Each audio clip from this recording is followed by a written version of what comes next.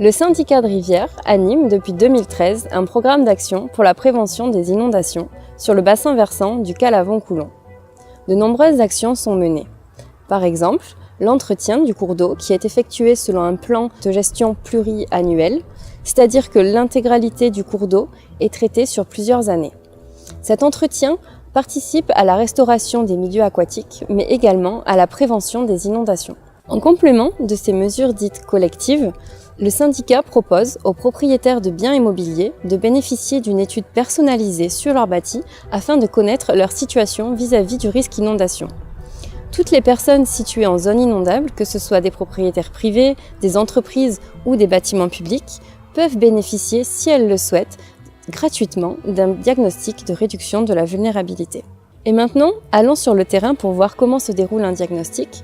Nous allons retrouver le bureau d'études experts Risques et Territoires La Prève qui sont situés à Mende en Lozère, chez Monsieur Tessier, un habitant d'Apt. Bonjour Monsieur Gingembre, vous êtes spécialisé dans la réalisation de diagnostics de réduction de la vulnérabilité.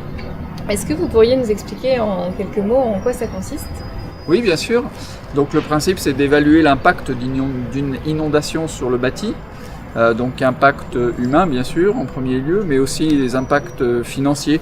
Donc on évalue en fait le coût des dégâts éventuels sur le bâti. Et puis quand il s'agit d'une entreprise, par exemple, on mesure aussi le temps qu'il va falloir pour remettre l'outil de production en marche. Donc du nettoyage, des éléments à réapprovisionner, etc. Alors ni le diagnostic ni les mesures ne sont obligatoires actuellement pour les propriétaires. Sur certains secteurs, on a ce qu'on appelle le plan de prévention des risques inondations qui lui impose ce genre de démarche. Et c'est d'ailleurs pour cela que le syndicat a anticipé en entamant une démarche et en proposant aux particuliers des diagnostics gratuits. Oui, donc bonjour Monsieur Tessier. Bonjour à vous. La démarche d'aujourd'hui, on va venir évaluer les impacts d'une éventuelle inondation dans vos locaux. Ce qui va nous intéresser, c'est de relever des hauteurs par rapport à des équipements électriques ou une chaudière ou des choses qui pourraient être situées en zone inondable chez vous, pour ensuite évaluer si jamais il y avait de l'eau qui venait ou revenait chez vous, quels seraient les dégâts et qu'est-ce qu'on pourrait faire pour limiter ces dégâts, voire éviter certains de ces dégâts. Vous habitez depuis combien de temps déjà dans cette maison ? Eh bien, moi, je suis dans cette maison, je suis là depuis 71, ça fait près de 50 ans. Hein. D'après les parents qui étaient à l'époque qui étaient jeunes. Quoi. Il y a eu la grande crue du Calavon, c'était en 25, je crois. Oui. En 25. Et en bas, il y a le garage, c'était une écurie, il y avait des chevaux, et il y avait une mulet ce jour-là.